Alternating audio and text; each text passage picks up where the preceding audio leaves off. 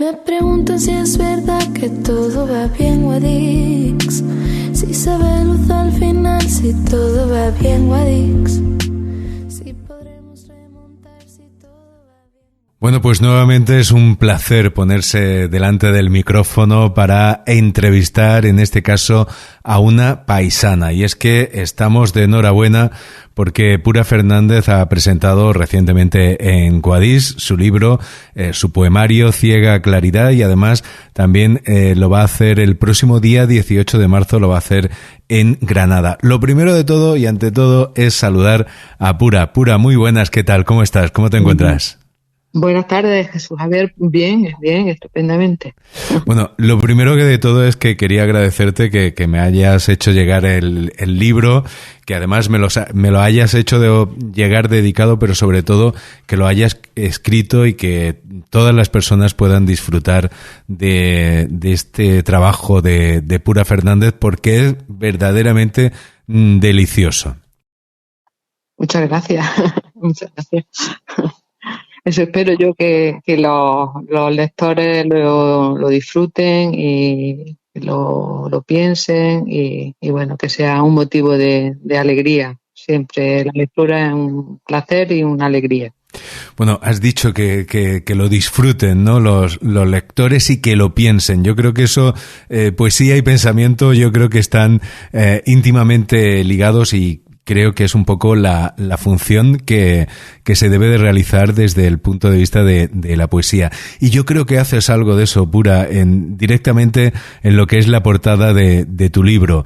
Un libro que se llama Ciega Claridad y que ya desde a través de un oxímoron ya nos está planteando, no sé si un dilema, pero bueno, háblanos un poquito del título de este libro, porque Ciega Claridad es es un título bastante llamativo. Bueno, sí, lo cierto es que es un título Ciega Claridad que, como tú dices, utilizo un recurso literario que es el oxímoron, con el cual quiero hermanar dos palabras que están aparentemente enfrentadas, ciega y claridad, pues mediante el sortilegio del lenguaje poético, procurando que cobren sentido y provoquen pues distintos pulsos interpretativos que van a girar pues en dos vertientes, digamos, que van vertebrando, como digo, el libro, ¿no? Y bueno, el título da un poco pistas sobre el pulso y el sentido de este poemario, ¿no? Uh-huh.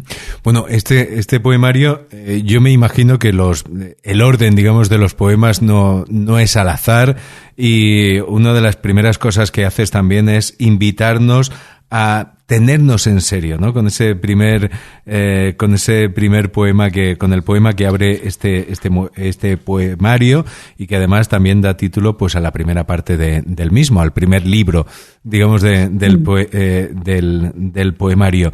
No sé si con esta introducción, con este primer poema, lo que nos estás ofreciendo es, invitando, ¿no?, a que reflexionemos un poco sobre nosotros mismos, y es lo que nos vamos a encontrar después en el resto del poemario. Bueno, sí, yo creo que la primera parte del libro, el poemario se divide en dos partes, digamos. El primer poema, Temes nosce, que es una frase latina, que significa tómate en serio, ¿no? Entonces, pues en ese sentido esta primera parte es como más reflexiva, más filosófica, y aquí los contrarios, la luz y la oscuridad, pues aparecen como elementos opuestos, pero que se maridan en torno a la búsqueda de la identidad del yo, del ser, de ese deseo de trascendencia que tenemos los seres humanos, que nos empuja a religarnos con el misterio, con lo absoluto, o si se quiere, con Dios desde una perspectiva creyente, como en mi caso, ¿no? Y bueno, pues en esa dinámica de los opuestos es preciso pues atravesar la noche para contemplar el resplandor y valorar la luz y el resplandor de la aurora, ¿no? cruzar el silencio y el desierto para dar con el agua y la sombra de las palmeras. Y es en ese punto, cuando el poeta pues se atreve a elevar la mirada, muchas veces a riesgo de perder los ojos, y entonces, no sé, descubrimos como un espacio de luz, un punto ciego en el que pudiera estar todo y la nada, y finalmente pues ese espacio de presencia ante el misterio, hasta ante lo sagrado, pues nos lleva a un deseo, a una plenitud, a un anhelo de completud, ¿no? Que yo creo que a veces los poetas, incluso a los poetas nos cuesta decir, porque ese momento pues rebasa la palabra misma, digo, no sé. Ese sería lo que es la primera parte del poemario. Aún así, como digo, el oxímoron, los contrarios, se van vertebrando a lo largo del poemario entero, ¿no? Bueno, si quieres luego la segunda parte, pues sí, bueno, pues la segunda parte ahí también los contrarios se plasman como principios que nos sustancian a la existencia del ser humano, ¿no? Es el amor, es la belleza, el desprendimiento, la compasión, y por otro lado, pues otro principio que va unido al ser de las personas, que es el mal moral, ¿no? Se ve pues, representado en poemas como la guerra, la soberbia, la hipocresía, la injusticia o la ambición desmedida, ¿no? Y en esa vertiente se va conformando, yo creo, el libro, pues, y ahí van fluyendo pues los distintos poemas expresando pues esa ambivalencia que tenemos las personas, ¿no? Uh-huh. Fíjate, Pura, que cuando he estado leyendo el poemario, yo siempre aconsejo leerla, ya lo he dicho al principio, con mucho detenimiento. Me llamaba la atención porque hay muchísimos poetas que han hablado a lo largo del tiempo sobre el paso del tiempo, precisamente. Perdón por la redundancia, pero bueno, hay muchos poetas que a lo largo de la historia que han hablado del paso del tiempo, de la fugacidad de las cosas, y sin embargo yo en tu poesía, Pura, y no quiero meterme en el papel de crítico literario, pero en tu poesía yo creo que hay como también una especie de anhelo de lo que permanece, ¿no? Es como un tono conciliador con aquello que pasa, pero que también deja un rastro, que también deja una huella. Sí, es la idea, ¿no? Bueno, entre otras cosas, los poetas siempre tocamos, casi todos tocamos los mismos tiempos, los mismos temas, ¿no? El tiempo, el amor, la muerte, la ausencia. Y en este caso el tiempo es un recordatorio, ¿no? Es algo que nos sostiene, pero visto de una manera cordial, que viene del corazón, asumiendo, ¿no? Asumiendo cada uno su espacio, su temperatura, su estar en el mundo y según sus aspiraciones, su anhelo, no ambicionar demasiado, sino estar en plenitud, en armonía con uno mismo, con la naturaleza, con el mundo. En ese sentido es el poema Tiempo, ¿no? que aparece ahí en la primera parte del poemario. Uh-huh. Dice en la contraportada del libro Antonio Praena que Pura Fernández ha posado sobre ellos, se refiere a los poemas, a las poesías, una mirada radicalmente cordial e inteligente, esa que deja amanecer en lo visible de este mundo una claridad que da sentido a la existencia, abismándonos en sus misterios, ¿no? Es lo que viene a decir también Antonio Praena, también poeta de la tierra, y que, bueno, que en definitiva yo creo, Pura, que viene a ahondar más en ese sentido, ¿no? En ese sentido de la indagación que realiza el poeta y que comparte con el lector en un tono de intimidad, ¿no?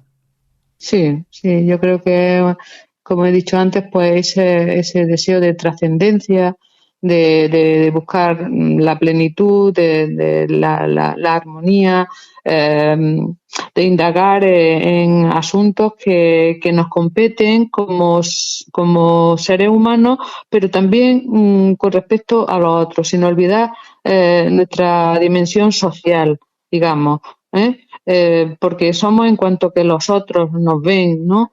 Y bueno, ahí luego ya a lo largo del poemario pues aparecen otros poemas que interpelan, que preguntan, por ejemplo el tema de la memoria en el poema Petirrojo, el poema Certeza, donde se analiza un poco, se critica la ambición de los seres humanos, ¿no?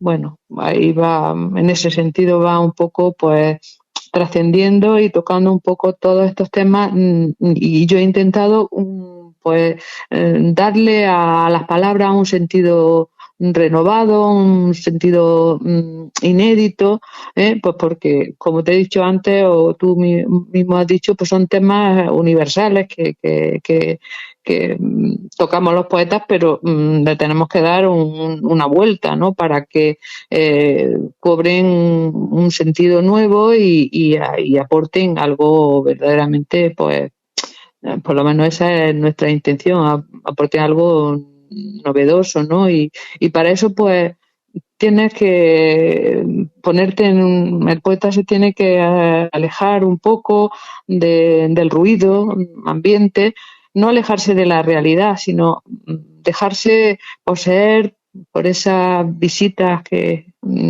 se producen muy de vez en cuando, ¿no? Y que nos remueven por dentro y que hacen que, pues, queramos transmitir y nos impelen a transmitir, pues, un pensamiento, una idea. Y otra cosa también que he intentado yo, no sé si lo habré conseguido, es no tanto que el lector se identifique con lo que tú dices, sino a llevarlo a pensar, a reflexionar, incluso a que te interpele a ti o incluso simplemente que se sienta curiosidad por determinados temas o aspectos que se plantean en el poema. No sé si será muy ambicioso. A fe mía que lo has conseguido, ¿no? Hablas pura, acabas de comentar que, bueno, esas visitas, ¿no?, que se reciben, me imagino que te estás refiriendo a la inspiración. Bueno, Sí. en tu poesía, ¿cuánto hay de inspiración y cuánto de trabajar esa inspiración? Porque te lo dije en la otra ocasión, tu poesía me parece como muy cristalina, muy sincera, pero al mismo tiempo muy depurada, ¿no? Sin ornamentos, sin estar nada recargada. Me parece que es una poesía y a veces pues cuesta más trabajo ese trabajo de depuración, esa labor de depuración, que el directamente ponerse a escribir. Así que ¿cuánto tienes de inspiración y cuánto de trabajo en este poemario? Bueno, en poesía, la poesía yo creo que es el género que es más difícil, no porque yo lo trabaje, sino porque cuando escribe otro tipo de literatura, otro tipo de relato, un relato, una novela, un ensayo, un artículo cualquiera, bueno, pues yo creo que se puede hacer, aunque no esté muy inspirada, pero en el caso de la poesía es totalmente distinto. Si no está, no te viene ese fogonazo, ese relámpago, ¿no? Esa idea primordial, primera, decía Paul Valéry, que el primer verso nos lo regalan los dioses, pero el resto del poema lo tenemos que trabajar los poetas y bien trabajado, ¿no? Eso que, bueno, pues te viene eso y ahí tienes ya tú las lecturas que has trabajado, los temas que te interesan, y a partir de ahí pues se va componiendo el poema a partir de ese fogonazo inicial, de ese relámpago, de esa cosa que te remueve, que te obliga te tienes que dejar decir. En poesía hay que ser muy humilde, muy dejarte despojado y dejarte decir aquello que te viene de dentro y que puede ser, no tiene que ser tu experiencia personal. Es decir, que la voz poética puede ser múltiple, pero tú te tienes que dejar y una vez que de manera sosegada, de manera humilde, esta voz te va llegando, pues se va componiendo el poema y luego pues hay que talar, hay que cortar, hay que corregir y finalmente va a la basura o progresa y los poetas notamos realmente cuando nos ha salido, decimos, el poema alrededor. Siempre nos quedamos insatisfechos, ¿no? Pero sabemos cuándo ese poema puede conmover o no, ¿no? Y bueno, yo también tengo la costumbre de consultar mucho con mis amigos poetas y amigas, ¿no? Y escucho y le pido que sean críticos conmigo y esta manera de trabajar, pues a mí me ayuda a clarificar conceptos y a mejorar si cabe el poema. Esa es la voluntad con la que yo he intentado escribir este poemario, no tanto, como he dicho antes, expresar el yo, porque el yoísmo en poesía es verdad que escribimos siempre desde nuestra experiencia propia y desde nuestra reflexión, pero es inevitable, pero también hay que tener presente la mirada de los otros y ese dejarse decir, que no se hable tanto de mí como desde mí, que parece igual, pero es un concepto totalmente distinto de mi manera de ver. Ser permeable, ¿no? También a los otros, e incluso, bueno, también sí. en este poemario se ve una sensibilidad, ¿no? Al dolor, al sudor ajeno, pues a todos esos sentimientos que tú también dejas reflejados en alguno de estos poemas, Pura. Sí, bueno, yo he intentado que el poemario, a través de esta contraposición entre los contrarios, pues vaya forjando pues este clima de reflexión, de meditación, de interpelación, en fin, que el lector en definitiva se encuentre a gusto leyendo, que no le preocupe si no se entiende todo en un poema. Los poemas, como no entendemos muchas cosas de la vida, no tienen por qué entenderse como si fuera un corrector de estos que buscamos palabras, ¿no? Sino que tenemos que leer con esa amplitud, con esa disposición, para que nos llegue dentro y que resuene luego como algo, como un eco, que quede ahí, que bueno, yo creo que en ese sentido está pensado el poemario. No sé si lo habré conseguido o no, eso ya lo dirán los lectores, ¿no? Bueno, los poemas, como decía yo antes, se tienen que disfrutar con tiempo, dejarse seducir por ellos y como tú acabas de decir, me ha gustado mucho esa imagen, dejar que resuenen. Un poema no es una cosa que se lee una vez, ya me lo he leído y ya por el siguiente. Un poema es algo que tiene que ir dejando ahí su eco y su resonancia, ¿no? Lo digo como lector habitual de poesía. Muchas veces hace falta darle varias vueltecitas a un poema para llegar a encontrar esa pues ese sabor, ¿no? de la poesía, ese sabor que nos deja la poesía. Lo interesante es que cuando tú tienes la primera impresión, aunque no termines de entenderlo, o aunque no veas con claridad todas las imágenes, sí que te produzca un impacto, que ¿no? Una emoción, que te remueva, ¿no? Por dentro, que te invite a meditar, a pensar sobre cosas que a lo mejor tú no las tenías ahí y eso te lleva pues a una meditación, a una reflexión, a una manera de mirar las cosas de otra manera. siempre salimos enriquecidos de la poesía, siempre es un refugio, siempre es como cuando nos ponemos una compresa de agua fría que nos da ese frescor, esa gana de seguir indagando, de seguir mirándonos por dentro, en fin, yo creo que siempre es positivo la lectura como refugio y como manera de interpretar y de ver el mundo.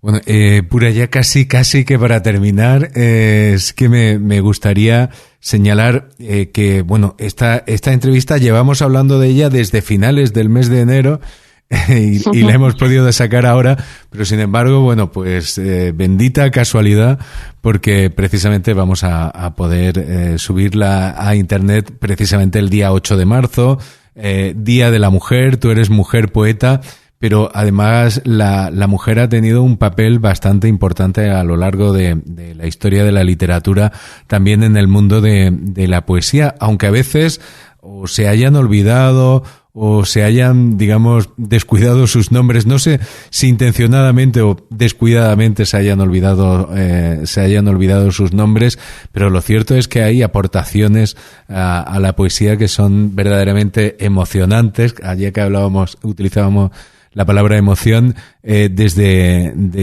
las mujeres. Una que citas tú al principio de tu libro es Sor Juana Inés de la Cruz, que menuda poeta y menudo personaje, menudo personaje, ¿no?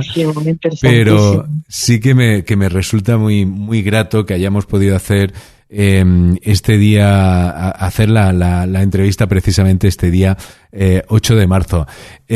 Pura, no sé si alguna de estas mujeres poetas que, como decía antes, han sido olvidadas, relegadas, descuidadas por la historia, han formado parte de tus influencias poéticas. Evidentemente sí he bebido de la poesía de muchas mujeres que han estado hasta ahora o que son desconocidas hasta ahora, y en concreto Sor Juana Inés de la Cruz es una de mis yo tengo sus libros de cabecera y en mi biblioteca siempre a la mano, porque fue una adelantada a su tiempo, luchó con los inconvenientes y las represiones de la etapa en la que le tocó vivir, y aún así pues tiene una obra potentísima, una obra extraordinaria y muy inspiradora. Desde luego, para mí es Sor Juana Inés un referente obligado. Uh-huh. Junto con otras muchas, evidentemente. Uh-huh.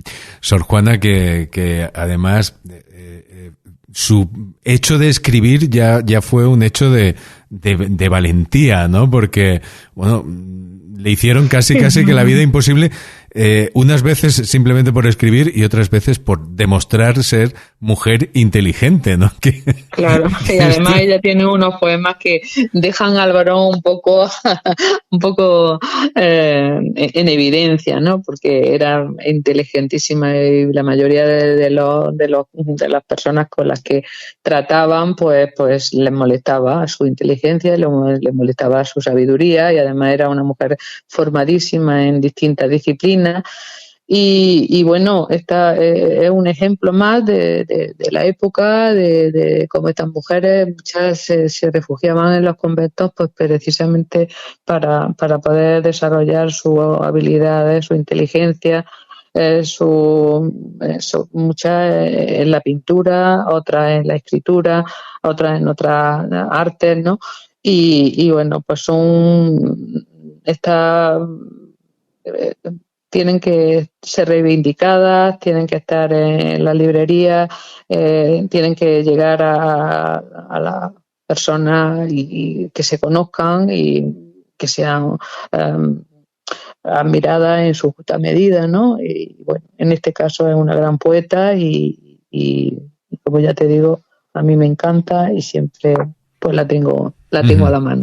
No sé si en este terreno vamos mejorando, Pura, pero si yo abro un libro de literatura de cuando yo estudiaba tercero de BUP o cuando yo estudiaba COU, bueno, pues seguramente cuando hablan de la generación del 27, que se estudiaba en tercero de BUP y en COU, toda la nómina de escritores eran en la generación del 27, ¿no? Eran todos hombres, ¿no? Sin embargo, en los últimos tiempos, por ejemplo, hemos oído hablar de las sin sombrero, ¿no? Y es mucho más frecuente, afortunadamente, aunque se ha tenido que hacer un esfuerzo consciente para que se tengan en cuenta, ¿no? Sí, la verdad que en la generación del 97, del 27, Gerardo Diego en la antología tan solo incluye a una mujer, que fue Ernestina de Champurcín, que es una poeta grandísima y otra de mis referentes, ¿no?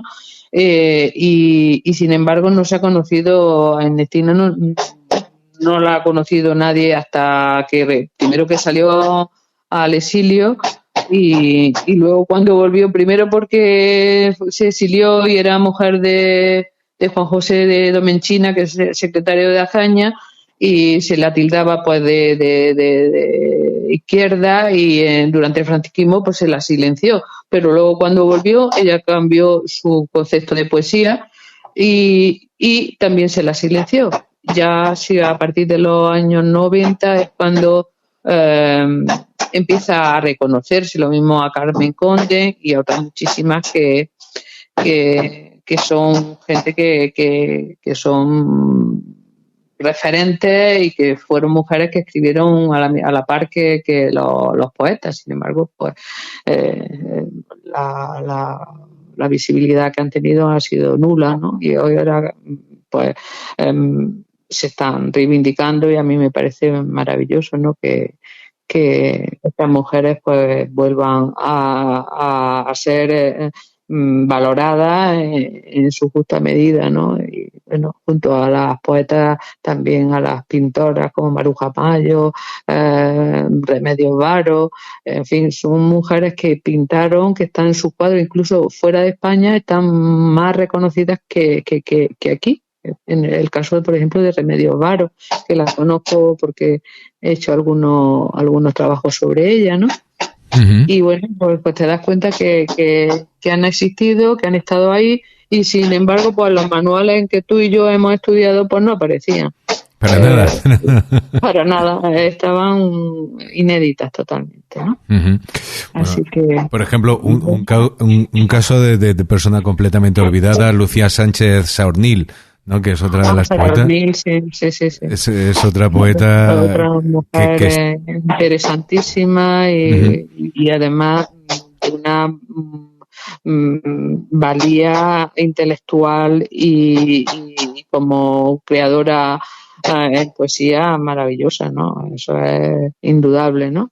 Y como ella, pues muchas otras, ¿no? Y es que te pones a pensarlo y dices tú, bueno, ¿cómo es posible que estas mujeres pasaran desapercibidas, estando como estaban en las tertulias, estando como estaban publicando, ¿no? Bueno, pues hubo ahí una zona de sombra que no. Y bueno, pues ya es hora de que se reivindiquen, se publiquen sus libros, estén a la mano de aquellas personas que quieran acercarse. Y que actualmente pues las mujeres también como poetas pues nos cuestan también, hay que decirlo, tenemos que siempre como que demostrar que estamos a la altura, que hay cierta reticencia, porque tú sabes, los premios literarios, los jurados están formados fundamentalmente por hombres, ¿no? Entonces, como que a la mujer se le exige un plus más, ¿no? Para que demostrar que ya te tienes que salir vamos, para que sea reconocida, ¿no? Entonces, todavía queda un camino largo por recorrer y mañana, mañana no, o hoy, día 8 de marzo, 8 de marzo, pues una fecha emblemática que debiéramos de reivindicar, pues esta visibilidad, y bueno, y reconocer la excelencia, ¿no? Es decir, que todas las mujeres que escriben, evidentemente, no escriben bien o escriben muy bien, ¿no? No quiero decir yo que por ser mujer ya te tengan que reconocer por el simple hecho de ser mujer, sino la excelencia hay que reconocerla, ya sea mujer o hombre, pero en este caso, pues las mujeres llevamos una desventaja con respecto a los hombres, en este caso a los escritores, ¿no? Masculinos. Bueno, llevamos media hora de entrevista pura, pero es que me acabas de dar pie, me acabas de dar pie a otra pregunta en torno a esto que estamos hablando de la poesía. No sé si a la poesía y la mujer, no sé si hay como una especie de concepción o de prejuicio, mejor dicho, ¿no? De prejuicio que, bueno, pues la mujer escribe temas amorosos, escribe una poesía, vamos a llamar tintada de rosa, etcétera, etcétera, que para nada es cierto, pero quizá existe ese poesía de mujer, es una poesía así un poquito rosa, ¿no? Sí, es otro de los hándicaps que tenemos las mujeres. Yo creo que ya está un poco superado ese tema, ¿no? Porque antes se identificaba lo que escribía la mujer con el sentimentalismo. Perdona, ¿sí? Pero hay tantos temas que creemos que están superados y que de vez en cuando nos llevamos un bofetón. No, del todo no, pero que ya en el ámbito intelectual actual, en fin, ya como que las mujeres abarcamos muchísimos temas que no tienen nada que ver con el romanticismo rosa, el sentimentalismo, en fin, el amor como algo a lo que se aspira y que es como meta, ¿no? El amor, digo, romántico, ¿no? Porque el amor no lo podemos olvidar porque es lo que nos hace funcionar. Nos referimos a ese sentimentalismo. Sí, ¿no? ese sentimentalismo, ¿no?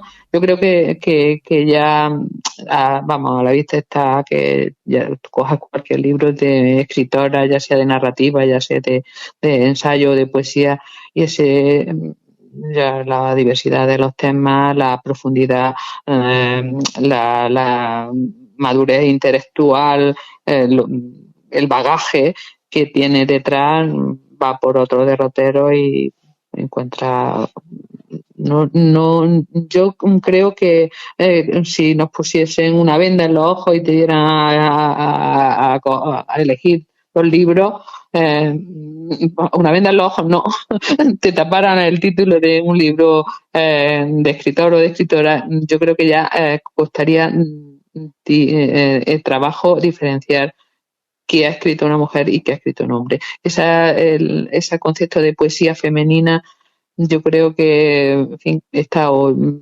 yo lo veo que está ya como un poco desfasado, ¿no? Habrá críticos que todavía quieran ponerle esa etiqueta, puede ser, pero la realidad es que tú coges un libro de una poeta o de una narradora o novelista y no sé, es mi impresión, pero no sé.